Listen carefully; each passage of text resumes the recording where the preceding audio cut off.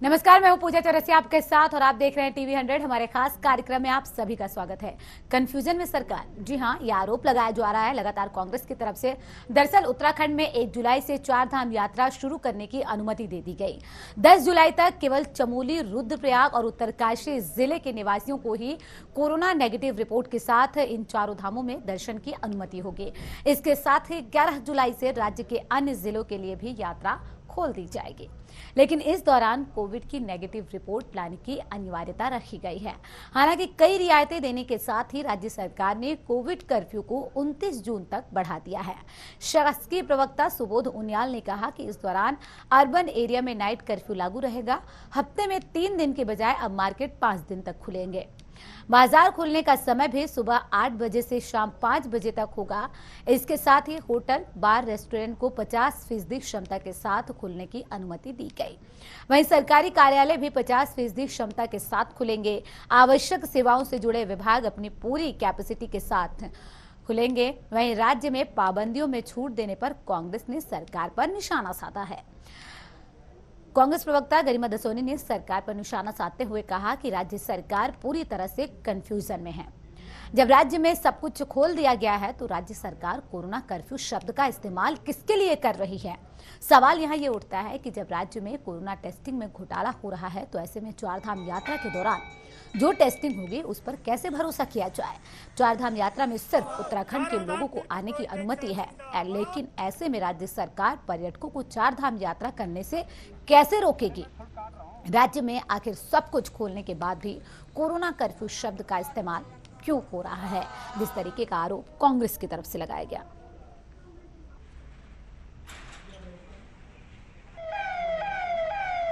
मुख्यमंत्री जी की अध्यक्षता में बैठक हुई और बैठक के बाद निर्णय लिया गया कि इस कोविड कर्फ्यू को 22 तारीख से 29 तारीख तक कई रिलैक्सेशन के साथ लागू करने का निर्णय लिया गया, जिसमें सबसे महत्वपूर्ण बात यह है कि अब दुकानें हफ्ते में 5 दिन खुलेंगी और वीकेंड को, सैटरडे और संडे को बंद रहेंगी और दुकानों का समय पूर्व की तरह बना रहेगा।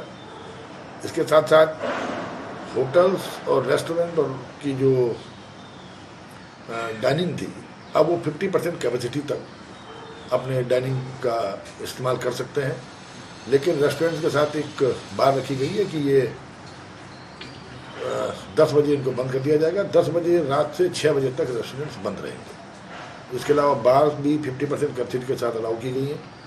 इसके साथ साथ जो ऑफिसेज हैं, चाहे वो गवर्नमेंट सेक्टर्स के हों या प्राइवेट सेक्टर्स के हों या सेंट्रल गवर्नमेंट के हों, सभी ऑफिसेज को 50% कैपेसिटी के साथ खोलने का निर्णय लिया गया। इसेंशियल सर्विस वाले जो ऑफिस हैं वो पूरी कैपेसिटी के साथ खुलेंगे पूर्व की भांति, और जो ये स्टेट ऑफिसेज हैं इनके लिए जो हमारा सामान्य प्रशासन डिपार्टमेंट है, ये उनके लिए अलग से SOP जारी करेगा।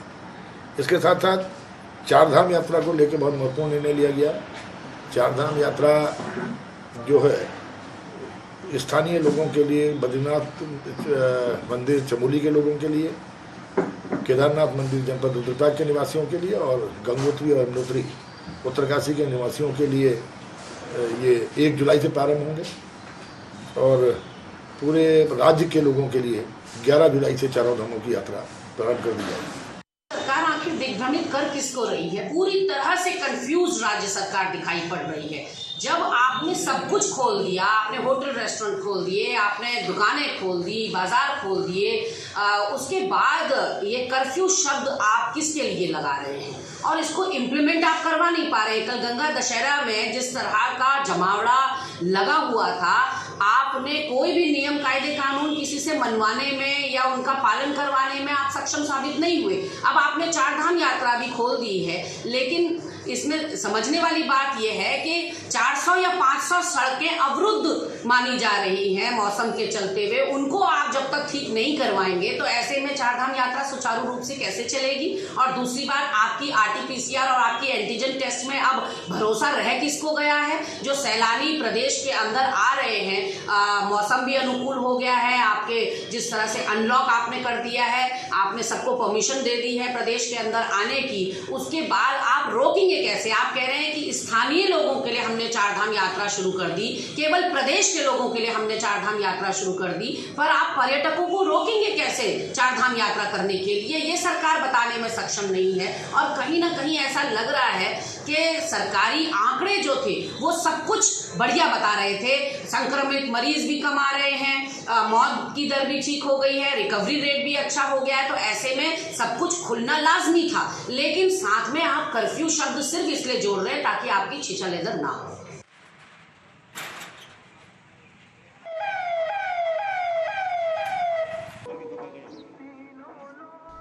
तो कांग्रेस की तरफ से लगातार आरोप लगाए जा रहे हैं कि आखिर कोरोना कर्फ्यू शब्द का इस्तेमाल क्यों किया जा रहा है, जब बाजार पूरी तरीके से खोल दिए गए हैं और चारधाम यात्रा करने के लिए लोग यहां पर पहुंचेंगे। हालांकि बाहरी लोगों पर यहां मनाही है, चारधाम यात्रा सिर्फ कुछ जिले के लोग ही कर पाएंगे। ऐसे में स्थानीय निवासी जो वहां के हैं वो इस यात्रा में हिस्सा ले सकेंगे। लेकिन सवाल इस बात का बरकरार है कि आखिर कोरोना कर्फ्यू शब्द का इस्तेमाल क्यों किया जा रहा है।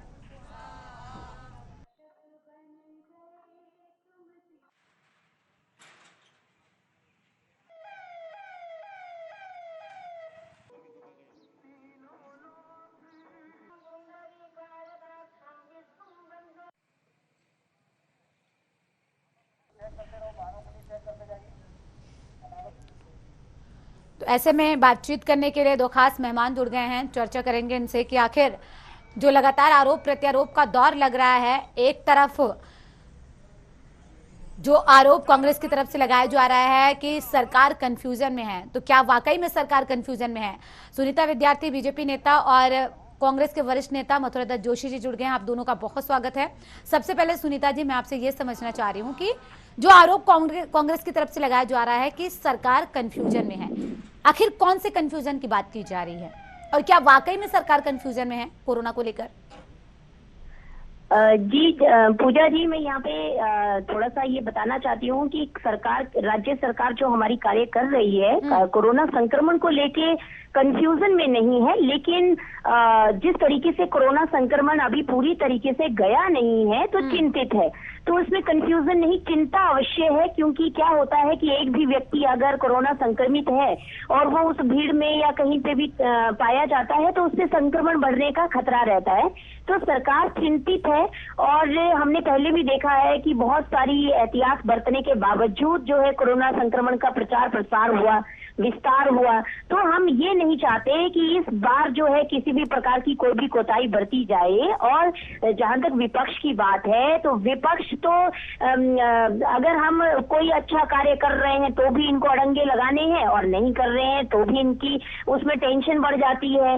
तो ये जो इनकी बीपी का लो और अप डाउन चलता रहता है, ये इस बजाय इसके कि जो कंफ्यूजन का एक माहौल क्रिएट कर रहे हैं, इसके बजाय इनको सहयोग करना चाहिए। और जहां तक मुझे लगता है, क्योंकि चारधाम यात्रा जो है हमारे विश्व में प्रख्यात है और इसमें सहयोग करने की जरूरत है, क्योंकि अगर इस तरीके से जनता को भ्रमित किया जाता है, जनता को भ्रम में रखा जाता है, तो कोई भी अच्छा मैसेज जो है राज्य से बाहर नहीं जाता है और सभी जो है वो हास्य के पात्र बनते हैं। तो कांग्रेस विपक्ष से मेरा यही निवेदन है कि वो जो भी बात कहते हैं या जो भी अपने मुद्दा बनाते हैं उसको सोच समझ कर बनाएं, क्योंकि यहाँ पर कहीं ना कहीं हम लोग अपनी आस्था, अपने धर्म, अपनी बहुत सारी ऐसी चीजों से, क्योंकि देखिए चार धाम गंगोत्री, यमुनोत्री और हमारे केदारनाथ जी, बद्री विशाल जी का बहुत बड़ा महत्व है और उत्तराखंड इसी चार धाम के नाम से जाना जाता है विश्व में। तो मैं ये कहना चाहती हूँ कि जो ये लोग कंफ्यूजन क्रिएट कर रहे हैं कांग्रेस वाले, ऐसा बिल्कुल नहीं है। लेकिन सरकार चिंतित जरूर है, क्योंकि जिस प्रकार से हमें जनपदों में कर्फ्यू लगाना पड़ रहा है, वो हमारा वहां का जो स्थिति है उसका जायजा लेके ही कर्फ्यू लगाया जा रहा है। तो हम नहीं चाहते कि ग्रामीण इलाकों में जिस तरीके से हमने कंट्रोल किया अभी 1 महीने के अंदर कोरोना को, अब हम उस कहीं पे भी चांस नहीं लेना चाहते हैं और हम चरणबद्ध तरीके से जनपदों में या कुछ वहां के लोकल्स के लिए या जिनके कुल देवी और कुल देवता करके बहुत ज्यादा जिनका वो है, उनके लिए ही ये अभी शुरुआत की जा रही है और इसमें भी देखा जाएगा कि किस प्रकार से जो है व्यवस्था बनती है। जी, ठीक है, जोशी जी के पास जाना चाहूंगी मैं। जोशी जी, जिस तरीके से आरोप लगाया गया है गरिमा दसोनी की तरफ से कि सरकार कंफ्यूजन में है, लेकिन सुनीता जी कह रहे हैं कि सरकार किसी कंफ्यूजन में नहीं है बल्कि चिंता है। इस वजह से जो है बाजारों को खोला जा रहा है क्योंकि आर्थिक रूप से लोग कमजोर हो रहे हैं, उसका भी ध्यान रखना है। यानी कि सीधे तौर पर यह कहा जा सकता है कि लोगों को, जो लोग बेरोजगार हो गए हैं, साथ ही साथ जिनका रोजगार छिन गया है, जो दुकानें बंद हो गई जिसकी वजह से लोग पटरी पर आ गए हैं, उनका भी ध्यान रखना है। इसलिए इसको ध्यान में रखते हुए धीरे धीरे अनलॉक की प्रक्रिया शुरू की गई है और 4 धाम यात्रा में जाने की इजाजत उन्हीं लोगों को दी गई है जो वहां के आसपास के लोग हैं। नहीं, देखिए पूजा जी, बात बहुत स्पष्ट बात है, तो कोई कंफ्यूज की स्थिति नहीं है विपक्ष की तरफ से। सरकार स्वयं में कंफ्यूज है, ये बिल्कुल सही बात है। सरकार अपनी स्थिति हास्यास्पद बना रही है, ये बिल्कुल सही बात है। देखिए, आप एक तरफ तो अनलॉक की तरफ जा रहे हैं, आपने मार्केट खोल दी है, सुबह 8 बजे से शाम को 5 बजे तक आपके मार्केट खुले रहेंगे, कोई दिक्कत नहीं। आदमी आएगा, अपना काम करके चला जाएगा। निश्चित रूप से बेरोजगारी चरम पर पहुंच गई है। कोरोना ने बहुत बड़ा नुकसान किया है, हर वर्ग का नुकसान किया है, और इस स्थिति में केवल सरकारी कर्मचारी को छोड़कर बाकी सारा वर्ग समाज का हर वर्ग अनिश्चितता की स्थिति में है और था, और इसकी स्थिति बहुत खराब थी, आर्थिक रूप से खराब थी। ठेले, फल वाले, चाय वाले, आप इवन और बताइए कि जो व्यक्ति छोटा काम भी करता है, जूते चप्पल घाटने का काम भी करता है, सबकी स्थिति बहुत डामाडोल थी। ठीक है, उनको खोलना भी जरूरी था। हम बार बार कह रहे थे, व्यापारी भी उस पर मांग कर रहे थे, भाई इतने महीने से हमारा मार्केट बंद है, कहाँ से हम बिजली का बिल दें, कहाँ से पानी का बिल दें। ये स्थिति जरूर है, व्यापारियों के सामने है। सरकार ने उस तरफ कोई राहत, देखिए एक तो कंफ्यूजन वो वहाँ है, भाई उनका जो नुकसान हुआ उसका कहाँ से भरपाई करोगे। दूसरी बात, जब आपने मार्केट खोल दिया तो फिर कर्फ्यू का क्या शब्द का क्या अर्थ है, ये सरकार ने नहीं बता पाई। ठीक है, नाइट कर्फ्यू पहले भी था, आज भी रहेगा, उसमें कहीं कोई दो राय नहीं। ठीक है, अच्छी बात है, आपने 5 बजे के बाद सारे मार्केट बंद रहेंगे, आना जाना बंद रहेगा, कोई दिक्कत नहीं। सरकार को ये करना भी चाहिए और ये प्रदेश के हित में भी था। लेकिन जो सबसे बड़ी कंफ्यूजन की स्थिति है वो इस बात को दर्शाती है कि सरकार कोई भी निर्णय लेने की स्थिति में नहीं पहुंच पा रही है। या मार्केट खोलने की बात थी, बड़ी मुश्किल से व्यापारियों ने चेतावनी दे दी कि हम मार्केट खोल देंगे, आप अपनी व्यवस्था देखिए, आप करिए, हमारा बहुत, तब जाके सरकार ने कहा कि आप खोल दीजिए। मॉल्स खोलने की बात है, होटल्स खोलने की बात है, और आपके छोटे मोटे जो सिनेमा घर है उनको खोलने की बात है। उसमें भी सरकार आधी कंफ्यूजन की, जो कहती कि आधे स्थान भरो, पूरे स्थान भरो, 1/4 भरो, 3 में लाओ 4, ये सब चीजें जो आदेश करना आप एकदम स्पष्ट आदेश करिए और सारे वर्गों से बातचीत करके करिए, उनसे बुलाइए। अब आप 4 धाम यात्रा की बात आप करें, आपने कहा कि चमोली, उत्तरकाशी और टेहरी के लोगों को इजाजत होगी आने जाने की, रुद्रप्रयाग के लोगों को आने जाने की इजाजत होगी। अब आप 4 धाम यात्रा खोल रहे हैं, आप एक तरफ पर्यटन व्यवसाय की बात करते हैं, दूसरी तरफ उसको मजबूत करने की बात करते हैं, कैसे वहां पर मजबूत होगी, तो क्या आपका निर्णय होगा? आप इस पर्वतीय क्षेत्र का कितना व्यक्ति जाता है उस क्षेत्र का, आप खुद अंदाज लगाएं। बहुत कम लोग, और जितना भी बाहर का हमारा पर्यटक आता है उसके लिए आपने कोई न शर्त रखी, ना आप खोलने जा रहे हैं। आपने जिस तरीके से कुंभ में कह दिया सारे लोग आइए, ओपन फॉर ऑल, वैसी स्थिति यहाँ पर ना आवे। आप RT-PCR तय कर लीजिए। आप एक शर्त लगा सकते हैं कि जिस व्यक्ति ने डबल अपनी वैक्सीनेशन का काम करा दिया उसको हम इजाजत दे देंगे 4 धाम यात्रा की। आप एक काम करिए कि हरिद्वार में जब आदमी आता है उसका 72 घंटे पहले का RT-PCR ले लीजिए। आप जो उसके बाद आपका, अगर वो पर्यटक आगे को बढ़ता है, कहीं पर भी हर जगह पर उसका रैपिड टेस्ट की व्यवस्था लगे, एक्सीजन करने की व्यवस्था सरकार करे, तो अपने आप 4 धाम यात्रा भी खुल जाएगी, उसको कोई दो राय नहीं। यानी कि कांग्रेस की मांग है कि 4 धाम यात्रा जो स्थानीय लोगों के लिए खोली गई है वो सभी के लिए खोल दी जाए। लेकिन उसमें मैंने जो आपको बताया, ये शर्तें भी होनी चाहिए ना। आप अपनी मर्जी से, सरकार अगर ओपन फॉर ऑल नहीं कर सकती है, आप क्यों नहीं कर सकते? देखिए फिर ये घोटाला करेंगे, इसमें ये भी कंफ्यूजन, खुद ही मैंने इसलिए कहा कि सरकार स्वयं में कंफ्यूज तय नहीं कर पा रही कि कैसे काम करें हम। आपने हरिद्वार में ओपन फॉर ऑल किया और किस तरीके से आपने उसको टेस्ट करने की, जो टेस्टिंग के ठेके दिए, इसके कहने पर वो ठेके दिए, भाई कहाँ कौन किसके इशारे पर आपने काम किया? उसके बाद जो असली मुलजिम है वो नहीं पकड़े गए, आप लिपापोती करने के बाद उस केस को खत्म करना चाहते हैं। तो सरकार को अपनी स्थिति साफ करनी चाहिए और कंफ्यूजन में न रहे, विपक्ष को भी विश्वास में ले, व्यापारियों को भी विश्वास में ले, ट्रांसपोर्टरों को भी बुलाए, अन्य संगठनों को भी बुलाए। ठीक है जोशी जी, आपके पास लौटेंगे। सुनीता जी, बता दिया जोशी जी ने कि आखिर क्या कुछ सतर्कता बरतते हुए सभी के लिए ये चारधाम यात्रा खोल देनी चाहिए, ये विपक्ष की मांग है। और दूसरी तरफ ये जो कहा जा रहा है कि कोरोना कर्फ्यू शब्द, इसका इस्तेमाल आखिर अभी भी सरकार क्यों कर रही है, जब तमाम चीजें खोल दी गई हैं, लोगों को रियायतें तमाम दी जा रही हैं। तो चारधाम यात्रा भी सबके लिए खोल दी जानी चाहिए, लेकिन सतर्कता पूरी तरीके से बरती जानी चाहिए। जी पूजा जी, देखिए जोशी भाई जी ने बहुत अच्छे सुझाव दिए, साथ में ही अपना विजन भी रखा इन्होंने। तो मैं यहाँ पे बताना चाहती हूँ कि यही विजन की जो बात कर रहे हैं, जो सुझाव की बात कर रहे हैं, ये कुंभ के समय में भी हमने एसओपी जारी की थी, गाइडलाइंस और प्रोटोकॉल के लिए बहुत अच्छे से हिदायत दी थी, लेकिन उसके बावजूद हमें कई चुनौतियों का सामना करना पड़ा है। और ये जो इन रिपोर्ट की बात कर रहे हैं, RT-PCR negative report 72 hours before होना चाहिए, ये सारी तमाम चीजों का हमने पहले भी जिक्र किया था और अब लगातार हम लोग कर रहे हैं। जहाँ पे नाइट कर्फ्यू की बात आती है, तो नाइट में ऐसा कोई ऐसा व्यवसाय नहीं होता है कि भाई जिसकी वजह से जो है वहाँ पे कोई चीजें बाधित हो रही हो। जो मार्केट है, जो छोटी छोटी व्यवसाय हैं, सुबह 9 से 5 जिनका समय रखा हुआ है या 2 बजे तक भी रखा गया था, तो ये चरणबद्ध तरीके से हम व्यापारी वर्ग और प्रत्येक वर्ग के बारे में राज्य सरकार सोचते हुए कार्य कर रही है। और सबकी जो आर्थिक स्थिति इस वक्त जो डावाडोल हुई है, उसमें हम लोग सहायता कर रहे हैं। दूसरी बात है कि हमने व्यापारी वर्ग के बहुत छोटे जो हमारे व्यापारी हैं, कोई रेहड़ी वाला है, नाई है, कोई सब्जी बेचने वाले, बहुत सारे ऐसे छोटे वर्गों को हमने वित्तीय सहायता दी है। और चार धाम यात्रा की जो बात कह रहे हैं कि ओपन फॉर ऑल होता है विद प्रोटोकॉल्स, तो हमारे ये 2 शब्द भी जुड़े हुए हैं कि open for all with protocols every time रहेगा।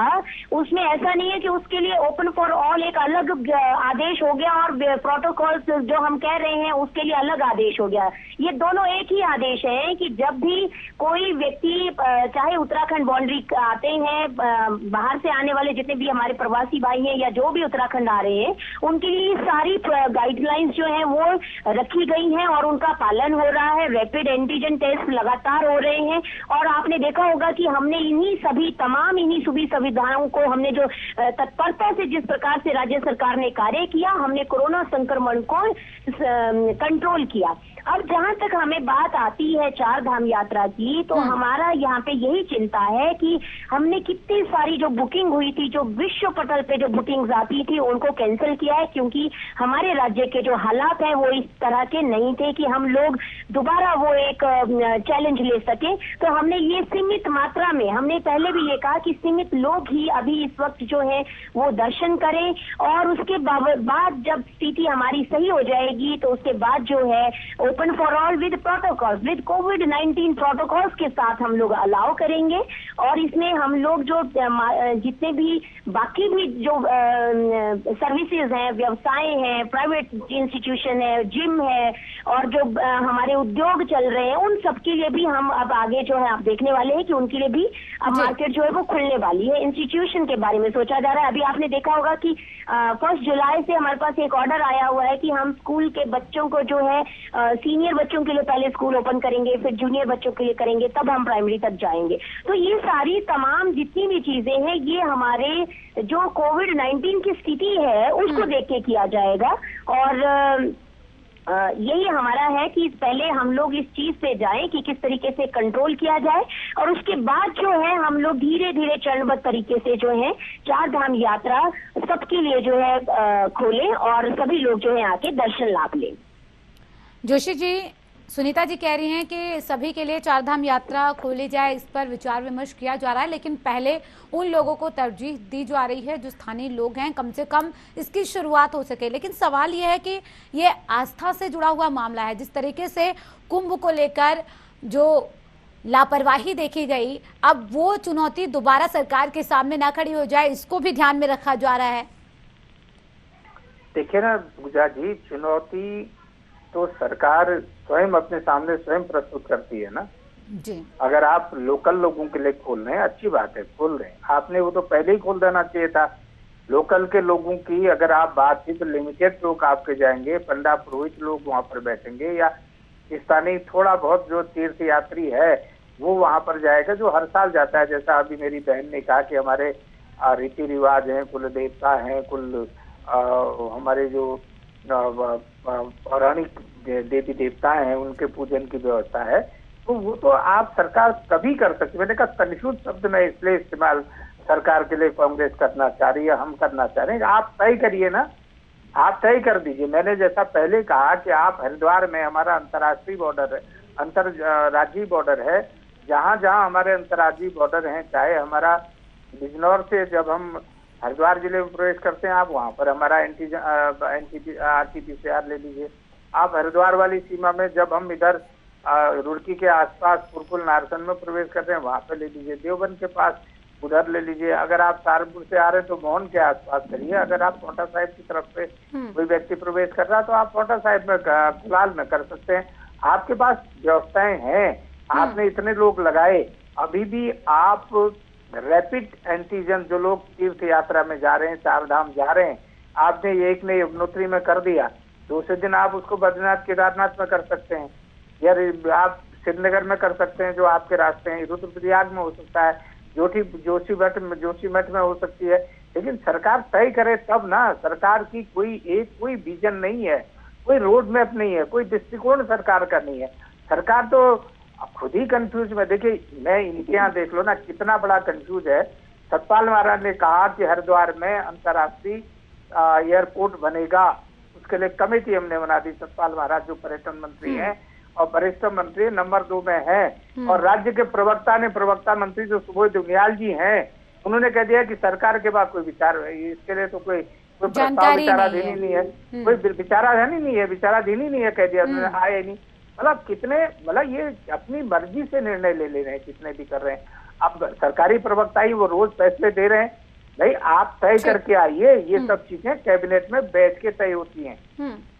कोई एक आदमी बैठ के तय नहीं करता है, क्योंकि कैबिनेट बैठ नहीं रही, कैबिनेट में मतभेद है, कैबिनेट में कोई एक मत में कोई नहीं है, सहमत में कई चीजें हैं। आप करके उतनी बड़ी 2013 की आपदा के बाद की तो चारधाम यात्रा चलाई, सब जगह चली, क्यों नहीं चली, और शुरुआत रूप से चली। आज भी आप चला सकते हैं।